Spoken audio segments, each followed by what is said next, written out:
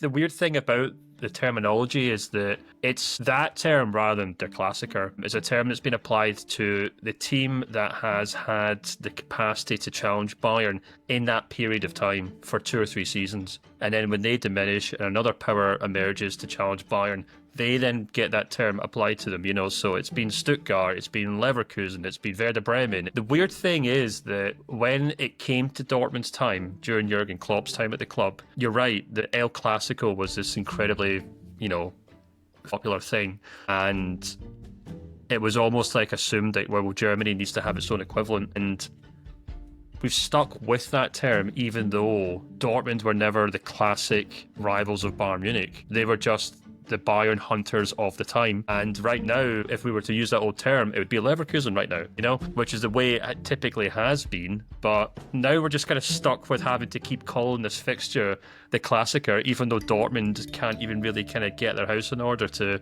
challenge for a top 4 finish. Never mind challenge Dortmund, challenge Bayern. So it's annoying because it gets so much hype and it gets so much pressure put on it. I mean, I do a lot of media stuff, and for example, the Bundesliga rights holders in India, Sony Sports, they who I do work for, they market the hell out of this game, and then they have people like me on the show to talk about it, and we try and hype it up, and we try and talk about it. And then at half time, Dortmund are like 4-0 down, and I have to try and keep a straight face and say, oh well, it's just the way of it sometimes. And then you get people saying, well, German football's not serious because no one can challenge Bayern. It's like, well, people do challenge Bayern, but it shouldn't always be on Dortmund's shoulders to be that challenge.